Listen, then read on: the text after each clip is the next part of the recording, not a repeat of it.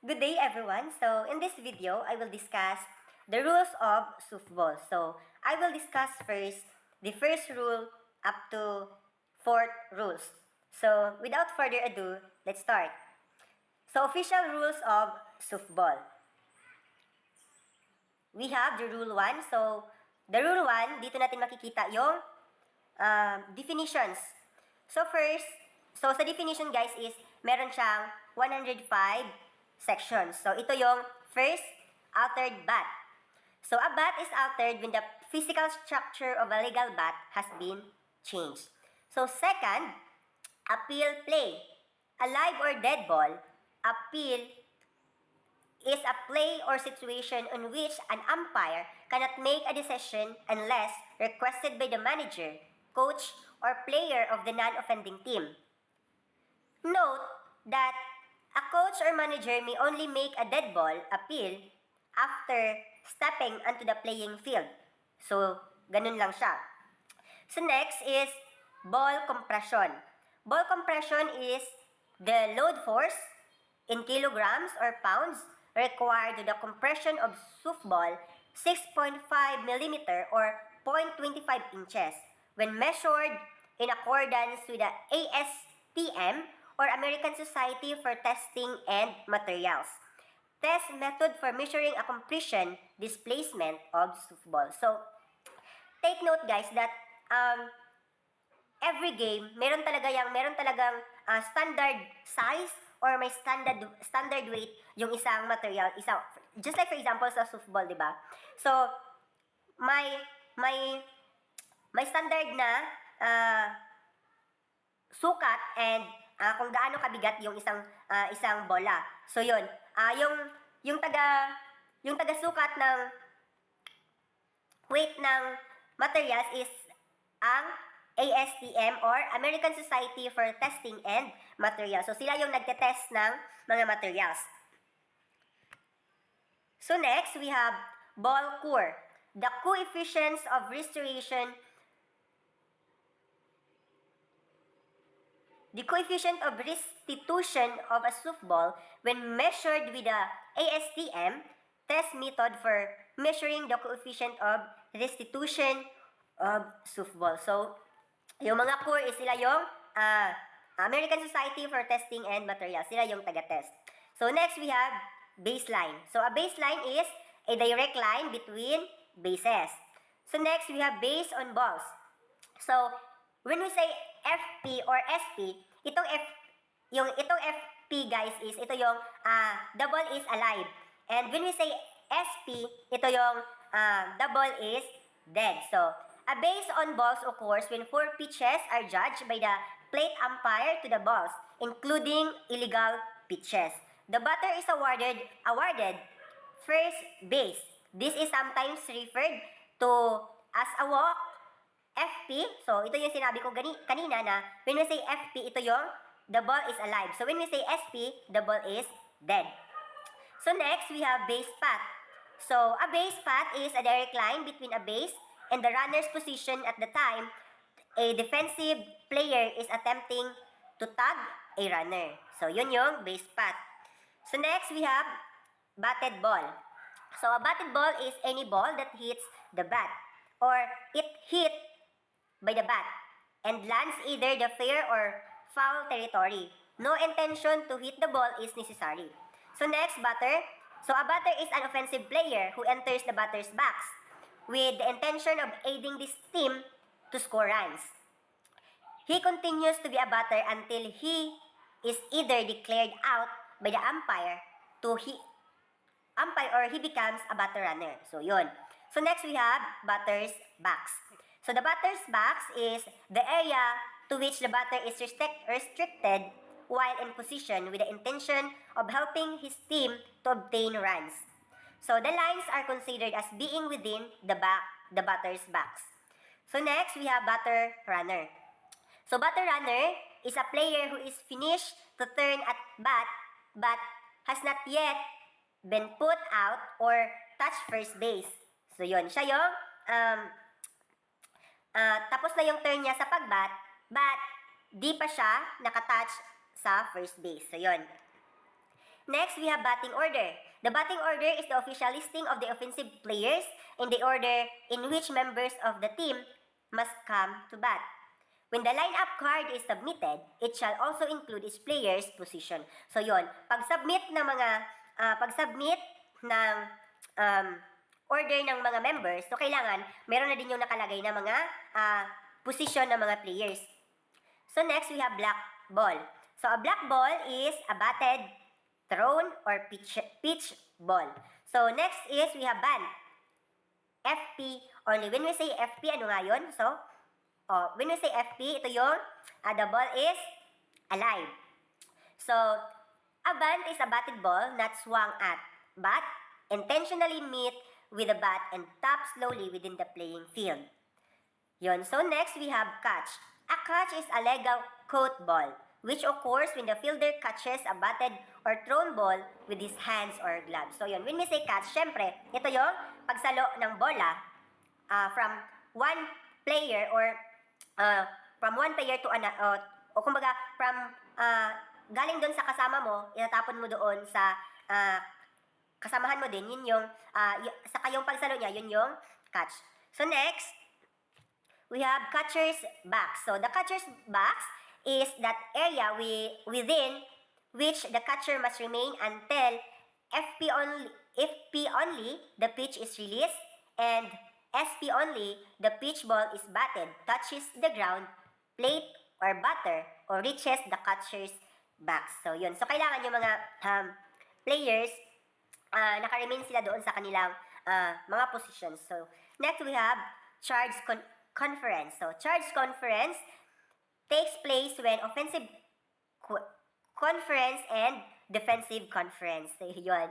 So we have chop ball. So a chop hit ball is one at which the batter strikes downward with a chopping motion of the bat so that the ball bounces high into the air. So chop ball. So next we have coach. So napakadaling intindihin lang naman, guys. So when we say coach, sila yung nag-handle ng isang team. So very understandable. So next we have crow hop. So a crow hop is defined as the act of pitcher who does not push off from the pitcher plate to deliver the ball. So next we have dead ball. So a dead ball is one that touches any object that is not part of the official equipments or official playing area of the player or person not engaged in the game or lodged into the umpire gear or in an offensive player's clothing or the umpire has ruled dead. So yun yung mga dead ball. Pag dead ball siya, pag malabas na sa mga something, labas na siya sa area or, I mean, pag dead ball siya, pag umabot siya sa hindi part ng official equipments or ganun. Saka, next, we have defensive team. So, the defensive team is the team in the field. So, defensive team, sila yung team na nasa field.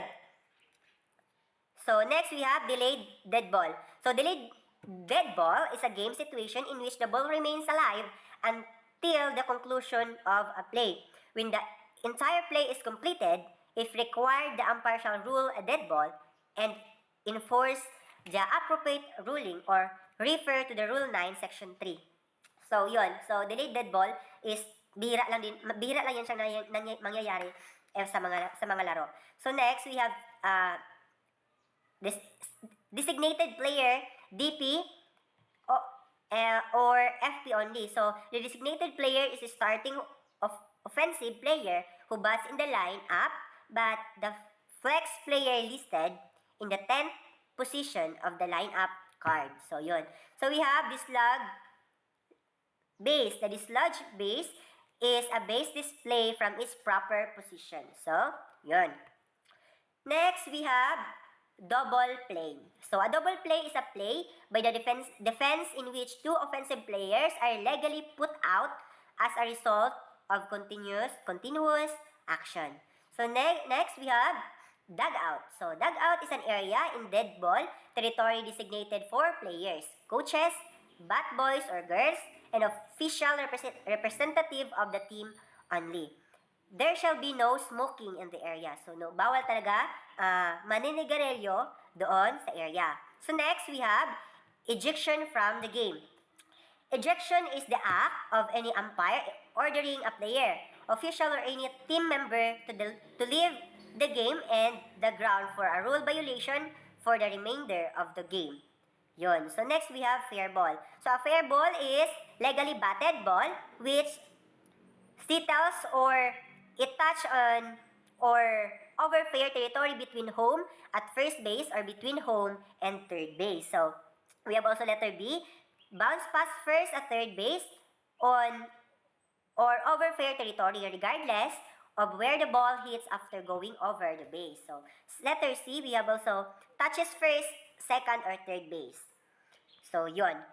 So we are in section 30, fair territory. So fair territory is that part of the playing field within and including the first and third base foul line from home base to the bottom of the extreme playing field fence and perpendicularly upward. So next we have fake tag. A fake tag is a form of obstruction of a runner while advancing or returning to a base by fielder who is not a position of the ball that impedes the progress of the runner. So next we have fielder. A fielder is any defensive player of the team on the field. So next we have fly ball. So a fly ball is any ball batted into the air. So we have also the section 34, flex player. So flex player is the starting player whom the designated player is batting and whose name appears in the 10th position on the line card. So next we have force out. A force out is an out which can be made only when the runner loses the right to the base when he is occupying because of the batter becomes the runner, and before the batter runner or the succeeding runner has been put out. So next we have forfeit. So a forfeit is the act of the plate umpire ruling that the game is over by declaring the non-offending team the winner. So yun. Next we have the foul ball. A foul ball is a legally batted ball which settles on foul territory between home and first base or between home and third base. So next we have bounce pass first or third on or over foul territory. So next we have first touches on foul territory beyond first or third base.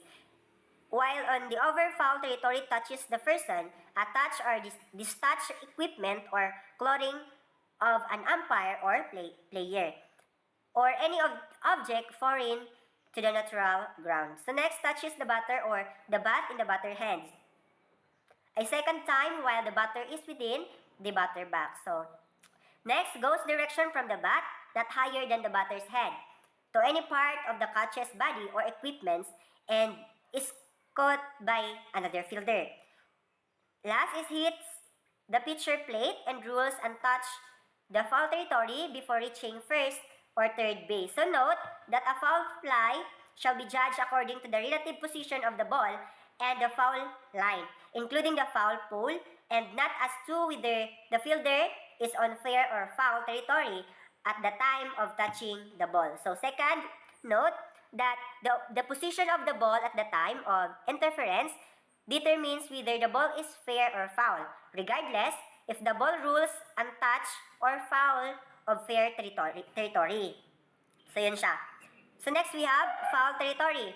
So foul territory is any part of the playing field that is not included in the fair territory. So yun. So next we have foul tip. So a foul tip is a batted ball which goes directly from the bat to the catcher's hands. Next is goes not higher than the batter's head and is legally caught by the catcher. So yun yung foul tip. So note that it is not a foul tip unless caught, and any foul tip that is caught is a strike. In the fast pitch, the ball is in a play. In slow pitch, the ball is dead. It is not a catch if it is a rebound, unless the ball is first touched the catcher's hands or gloves. So next, we have the helmet. So, very ano naman talaga guys, 'di ba? Pag makakita kayo ng larong softball, 'di ba may ginagamit silang helmet doon. So 'yun. So 'yun yung helmet. So must have 2 air flaps and shall be the type that has safety feature equal or greater than those provided by the full plastic cap with padding of the inside. So ito kasing helmet guys is ginagamit siya for protection and safety of the player. So 'yun siya. So next we have home team. So, home team. So, home team is a team on whose grounds the game is played. Or, if the game is played on neutral ground, the home team shall be designated by the mutual agreement or by the flip of a coin. So, a home team shall take the third base, dugout, and play defense team. So, magpipili ng home team, pagpili ng home team, so, ano siya, either magtutos ng coin or flip ng coin. So, ganun siya. So, next, we have illegal bat. So, illegal bat is one that does not meet the requirements of Rule 3, Section 1. So, next, we have illegal extra player. An illegal extra player is one who violates any of the provision of Rule 4, Section 6. So, next, we have illegal pitcher. An illegal pitcher is a player legally in the game, but one who may not pitch as a result of A, being removed from the pitching position by the umpire as a result of the defensive charge conference limit being exceeded, or being removed from the pitching position by the umpire as a result of pitching with excessive speed after a warning. So, yun yung illegal pitcher. Next, we have illegal player. Illegal player is a player who takes a position in the lineup either on offense or defense who has not reported to the plate umpire.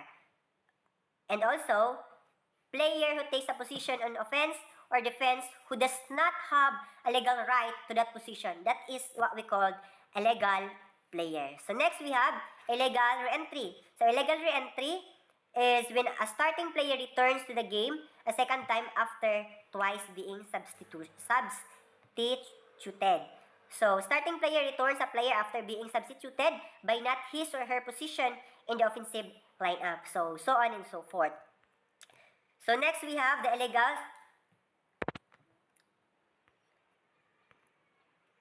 substitution. An illegal substitution is a player who has entered the game without being announced to the umpire. He may be a substitute who has not previously been in the game. So, yun yung illegal substitution. Every substitution kasi guys is, meron yan siyang specific rule para kung kailan ka papasok or kailan ka lalabas. So, ganun siya. So, next we have illegal batted ball. An illegal batted ball occurs when the batters hits the ball, fair or foul.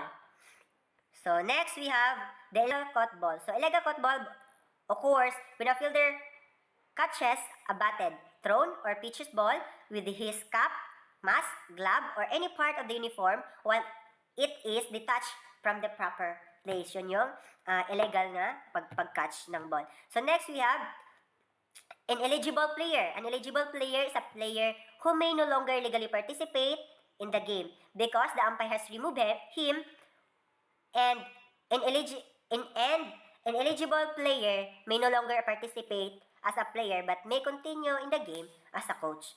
So, So, yun. So, next we have an eligible replacement player. An eligible replacement player is a player who may not enter the game to replace a player who must leave the game to attend to an injury that has close bleeding. So, yun.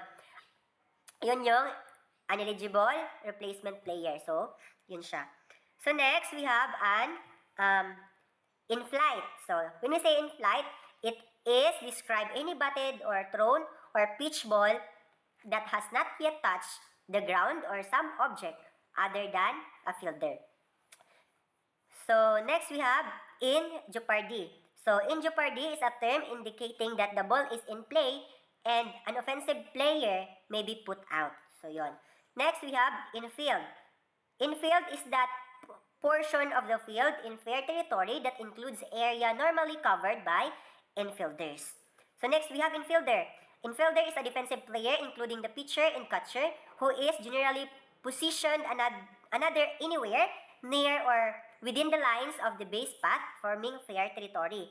A player who normally plays in the outfield may be considered an infielder if he moves into the area normally covered by the infielder. So yun yung infield. So next we have infield fly. An infield fly is a fair fly ball, not including a line drive or an attempted bunt, that can be caught by an infielder with ordinary effort when first, second, and third base are occupied, before two are out. So the pitcher, catches, and any outfielder that position himself in the infield on the play shall be considered infielders for the push purpose of this rule. So yon. So next we have inning. An inning is the portion of the game within which the teams alternate on offense and defense, and in which there are 3 outs for each team. A new inning begins immediately after the final out of the previous inning. So next we have intentional base on balls. So the intentional base on balls occurs when the defensive team desires to place the batter on first base without the requirement to deliver 4 pitches balls. This is referred to as an intentional walk. The ball is dead. So next we have intentionally dropped fly ball.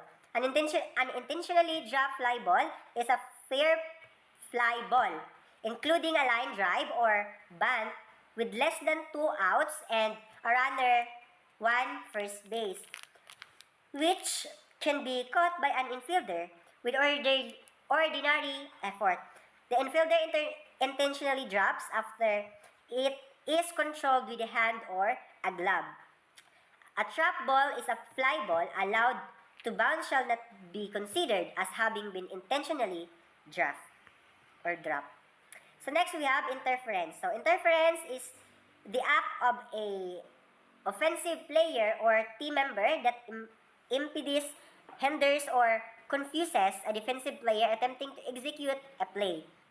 So yun yung interference. So next we have leaping. So leaping is an act of a pitcher that causes him to be airborne on his initial move and push from the pitcher's plate. So the momentum built by the forward movement of the pitcher causes the entire body, including both the pivot and stepping or non-pivot foot to be in the air of the same time and moving toward home plate. So yun yung leaping.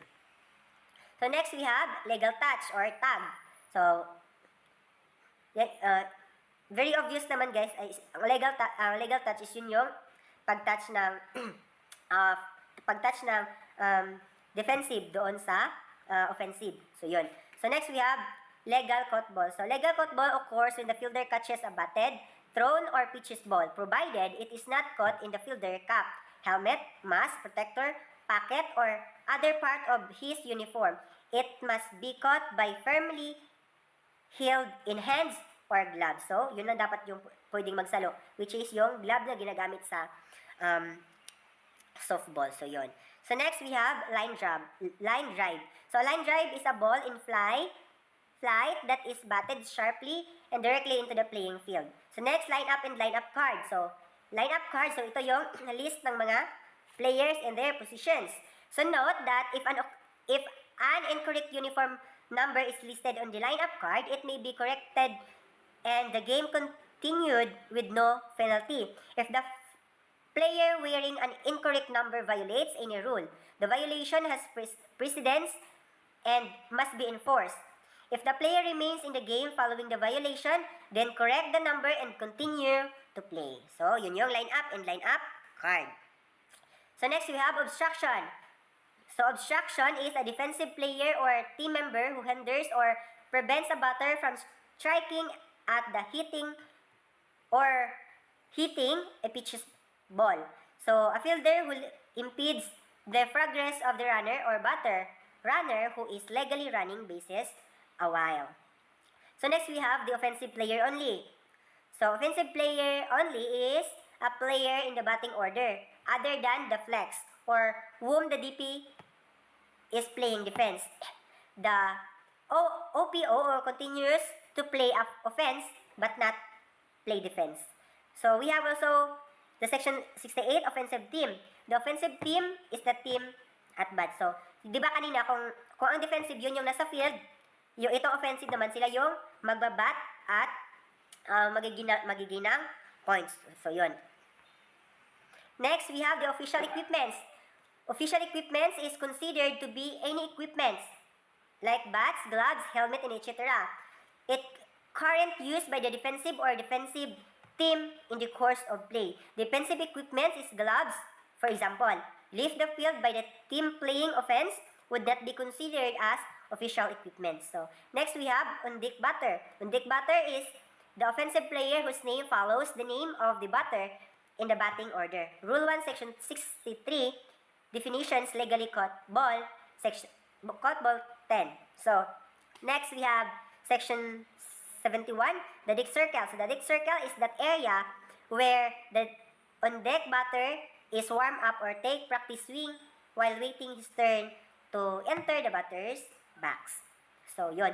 Next, we have the 1 meter or 3 foot line. So, 1 meter or 3 foot line is the area of last half distance between home and first base where a batter runner must run to avoid being called out for interfering with a thrown ball from the home plate area, or with the fielder's attempt to take such throw while running to first base.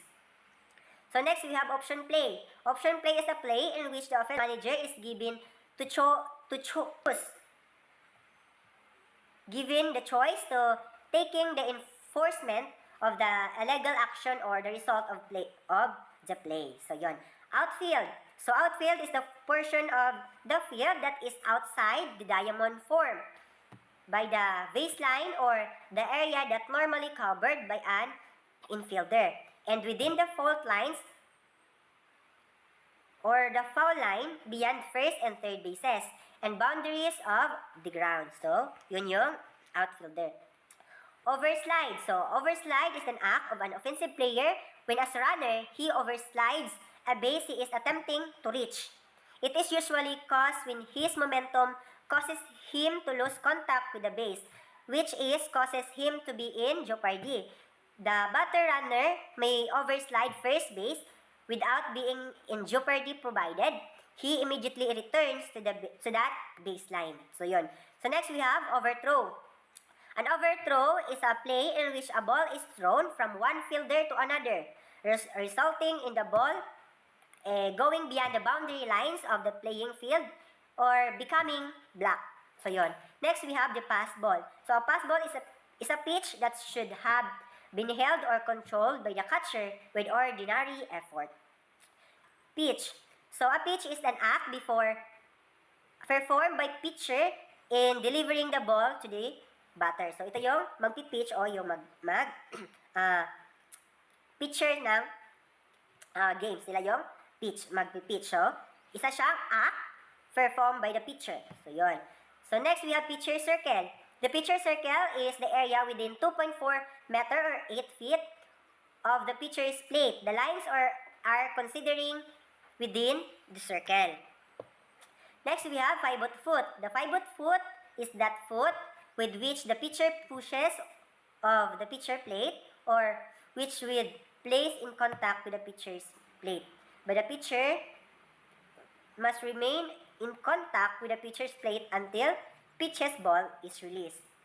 So next we have the play ball. A play ball is a term used by the plate umpire to indicate that play shall begin or be resumed when the pitcher holds the ball and is within the pitcher's circle or is on near the pitcher's plate, or Rule 1, Section 73, definitions. So, yan siya. Next, we have pre-game meeting. So, pre-game meeting is a meeting held at the home plate area at a predetermined time between the umpires and the head coaches or manager or team representatives of their respective teams. This meeting is held to confirm and approve the lineups of each team and to distribute a copy of the of position and review any special ground rules that may be applicable. So, ito yung pre-game meeting. So, nangyayari siya before the game proper. So, yun. So, we have also the section 83, the protest. So, a protest or separate from the appeal, it is the action of the defensive or offensive team objecting to the interpretation or application of the playing rule by an umpire or the eligibility of a team roster member. So, next we have quick return pitch. Quick return pitch is one made by the pitcher with the obvious attempt to catch the batter off balance. This would be before the batter takes his desired position in the batter's box or while he is still off balance as a result of the previous pitch. Next, we have the re-entry. Re-entry is the act of any of the starting players returning to the game after being legally or illegally submitted or substituted rather. So next we have a removal from the game. So removal from the game is an act of the umpire declaring a player ineligible for further participation of the game other than as a coach as a result of an infraction of the rules. So dito sa removal from the game, merong nakalagay na note that any player so remove may continue to sit on the bench but shall not participate further in the game except as a coach. So, yun. So, next we have the replacement player. So, replacement player is a player required to enter the game for a defined period of time to replace a player who must leave the game to attend to any injury that is causing bleeding. So, yun siya. Replacement player. So next we have runner. So a runner is a player of the team at bat who is finished a turn of bat. So reach first base and has not yet been put out. So yun. Yung runner is siya yung tapos na mag-bat. So siya na yung tatakbo papunta sa another base para makaikot siya sa baseline para makagawa siya ng point. So next we have the slap hit. A slap hit is a batted ball that has been struck with a controlled short, chopping motion rather than with a full swing. The two most common type. There are his stance as if to bunt, but then either drives the ball into the ground with quick short swing or punch hit ball over in the field, or running steps toward the pitchers before making contact with a pitch with quick short swing or punch hits the ball over in the field. Note that a slap hit is not considered to be a bunt. Okay, yun na.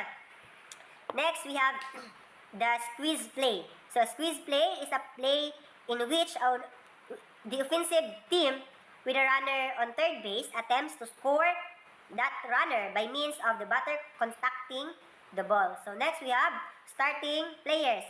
Starting players are the players listed on the official lineup given the umpire-in-chief and or the plate umpire. So, next is stelling. Stelling is the act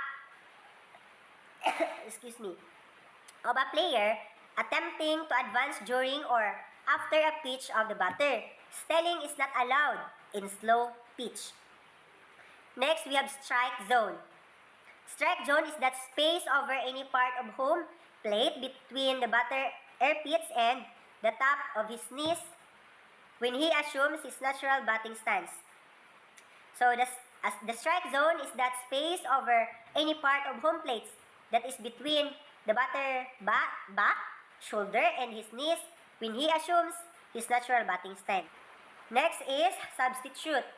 A substitute is a player listed on the official lineup card who is non-starting player who has not been in the game after than as a replacement player or a starting player who has left the game once who may legally return to the lineup.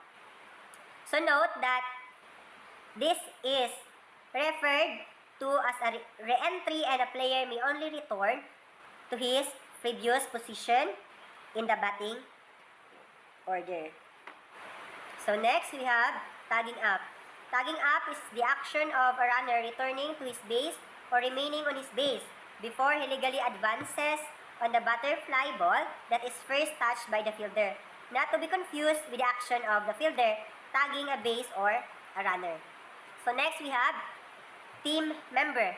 A team member includes any person authorized to set on the team bench. So next we have tagging up. Tagging up is the action of a runner returning to his base or remaining on his base before he legally advances on the batted fly ball that is first touched by a fielder. Not to be confused with the action of a fielder tagging a base or a runner. So next we have team member. Team member includes any person authorized to sit at the team bench. So next we have temporary runner. Temporary runner is a player who may run for the catcher of record from the preceding half inning who is now on base with 2 out. The use of the temporary runner is optional for the offensive coach. The temporary runner must be the player who at the same time of taking the option is scheduled to bat last and is not on base at the time the option the option is taking. So next we have the section 98 throw. A throw is the act performed by the fielder when throwing the ball to another fielder. So next we have time. So time is the term used by the umpire to order the suspension of playing during which is the ball is dead. So next we have trap ball. Trap ball is a legally batted fly ball or line drive that hits the ground or the fence prior to being caught, or a legally batted fly ball that is caught against a fence with a glove or bare hand. So, yun yung trap ball. Next is we have triple play. Triple play is the continuous action play by the defense on which 3 offensive players are put out. So, yun yung triple play. So, we have turn at bat. So, turn at bat begins when a player first enters the batter's box and continues until the batter is put out or becomes a batter runner. So next we have wild pitch. Wild pitch is a pitch so high, so low, or so wide of the plate that the catcher cannot or does not stop and control with it ordinary effort. So next we have wild throw. A wild throw is a play in which a ball is thrown from one fielder to another and cannot be caught and controlled, is not blocked and remain in play.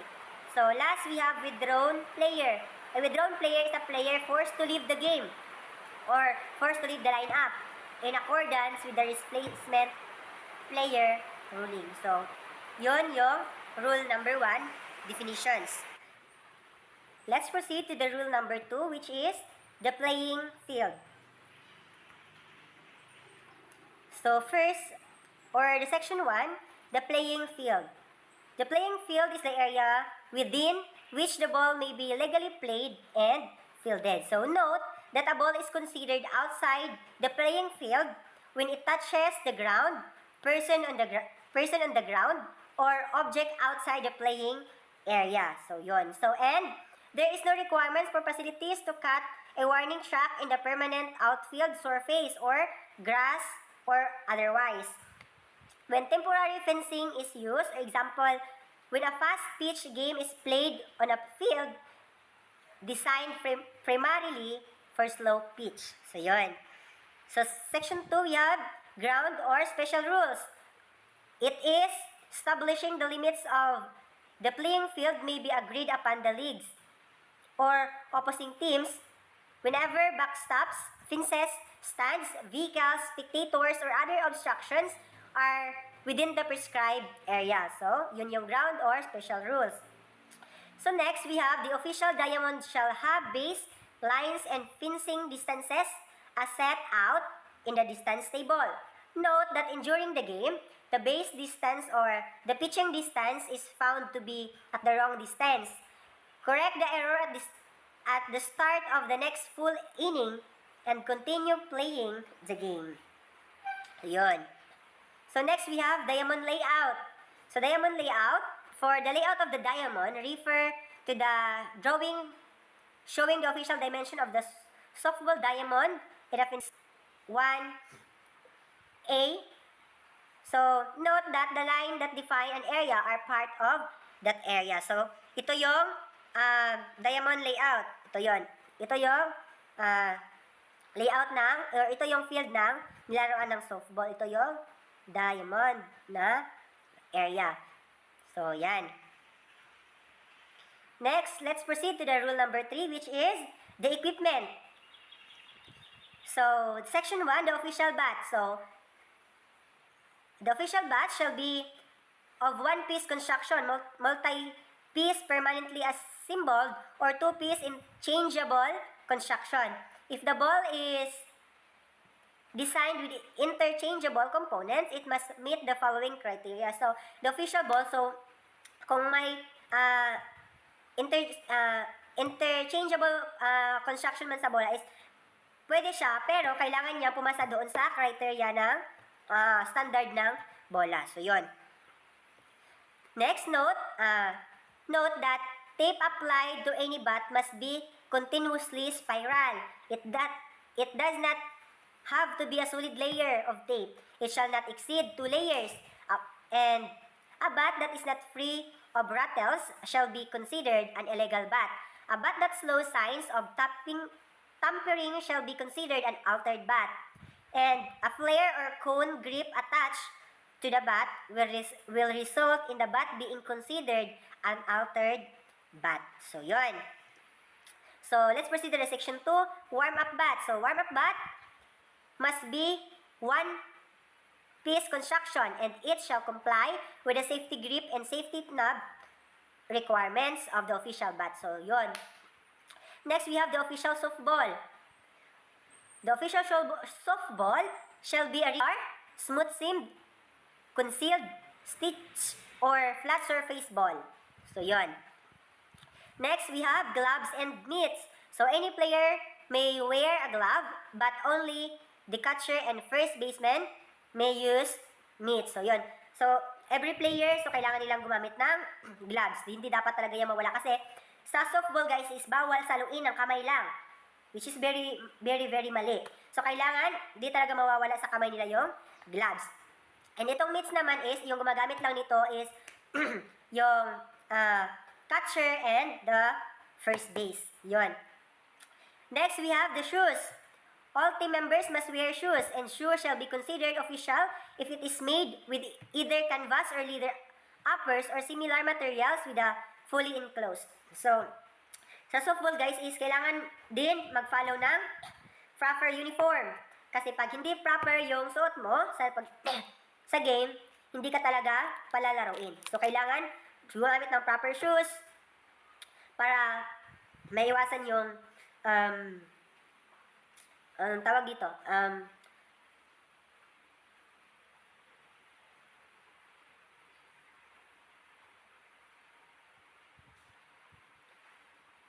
so, kailangan gumamit ng proper shoes para maiwasan yung mga injuries.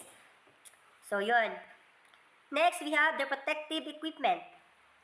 So, first, mask. All catchers must wear mask, throat protector, and helmet. Note that catchers or the other members of the defensive team must wear a mask, throat protector, and helmet while receiving warm-up pitches from the pitching plate or in the warm-up area.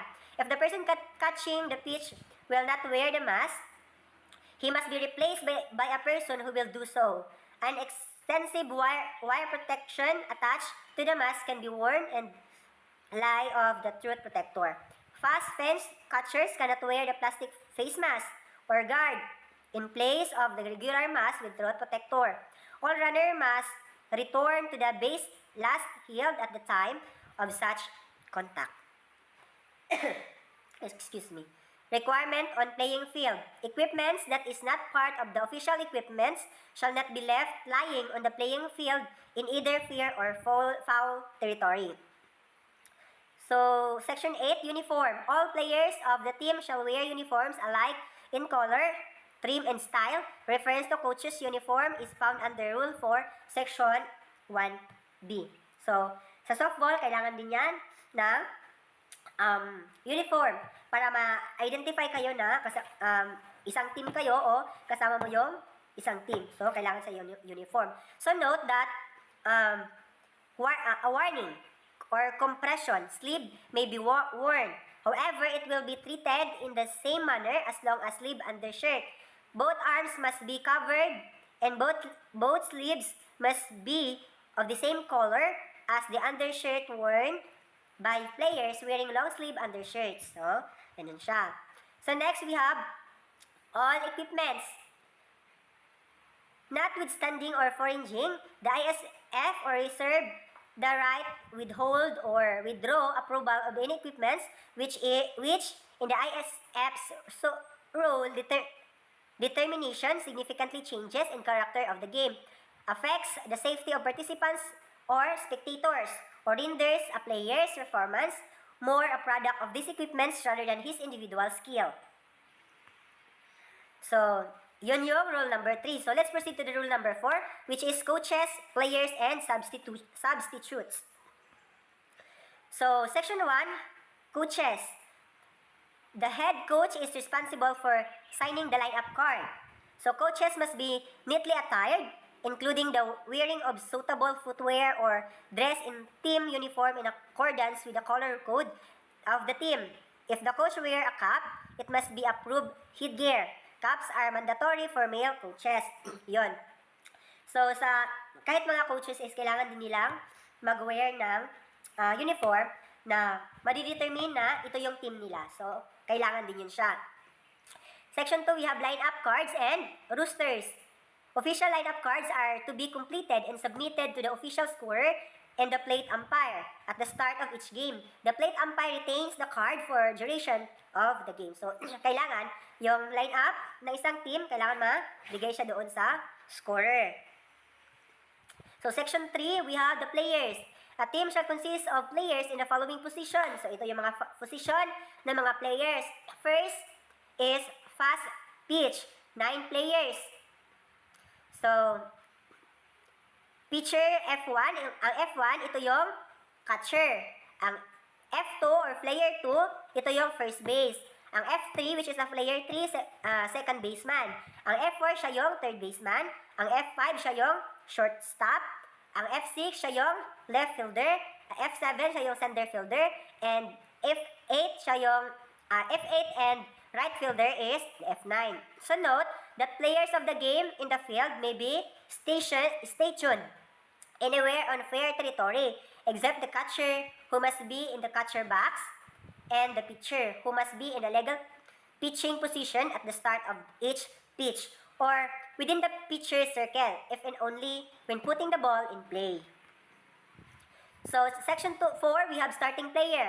A starting player shall be official when the lineup card is inspected, approved by the plate umpire and the team representative at the pre-meeting. So, kailangan naka-arrange na siya yung starting player. Dapat nakalagay doon sa card kung sino yung starting player. So, next we have designated player. So, note that when the flex player plays offense for the designated player is now considered to have left the game and may re-enter once in his play in the batting order. This change must be reported to the plate umpire. So, kailangan ipapaalam doon sa umpire. So, next we have the extra player. So, extra players refer as an EP is optional. But, if one is used, it must be made known prior to the start of the game and the player's name listed on the lineup card as one of the 11 hitters in batting order. So, bukod doon sa mga players, meron ding extra player. So, kung may extra players man, so kailangan naka-indicate din yung extra player doon sa lineup card. So, kailangan nakalagay din yung name ng extra player. So, note that failure to complete the game with an EP results in forfeiture of the game. So, section 7, we have re-entry. Any of the starting players may be substituted and re-enter once, provided such players occupy the same batting position whenever they are in the lineup. So, exception, if the starting player or currently not in the lineup is brought into the lineup as replacement player. Note that the original player and the substitute cannot be in the lineup at the same time. So, yon. Sorry. So, next we have the substitute illegal player. So, as a substitute may be the place on a player whose name is in his team lineup. The following regulation govern player substitution. Note that the use of the illegal substitute, an unannounced replacement player, or the unannounced return of the withdrawn players is under the replacement player rule. In an appeal play that must be brought to the attention of the umpire by the offended team, while the illegal substitute or player in violation of the replacement player rule is in the game. So we have section 9, disputed calls. Any team member disputing any judgment decision by the umpire will be constitute a team warning. Any repeat offense shall result in the ejection of that team member. So yun. Dugout contact.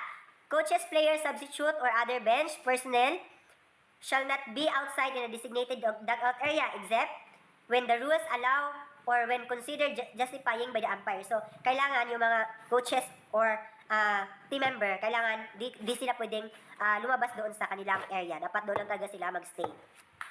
So, next, I note, this includes players other than the undick batter or who must remain in the undick circle. At the start of the game, between innings or when the pitchers is warming up, there shall be no smoking in the designated dugout area. So, yun. Bawal talaga yung smoking doon.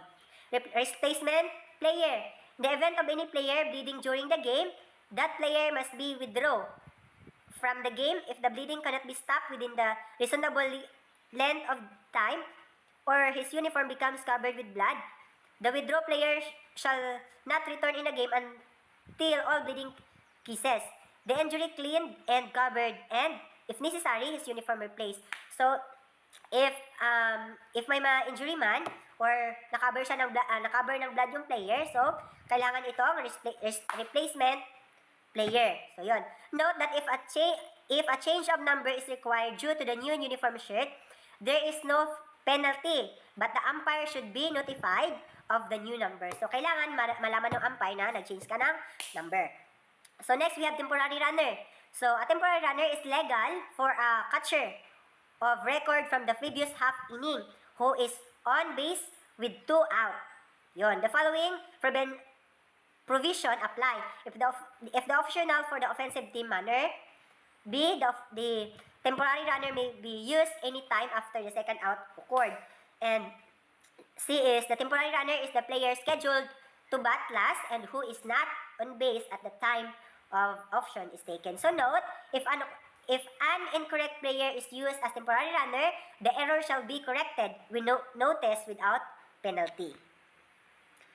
So, Section 13, violation and penalties.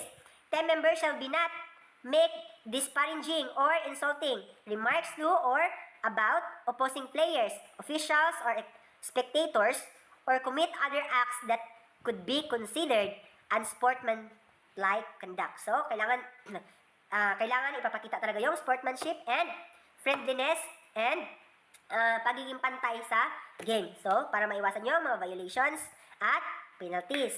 So, note, in the event of the head coach is ejected from the game, he shall submit to the umpire the name of the person who is assumed the head coach duties for the remainder of the game. So, that was the rule 1 to 4 of the game softball.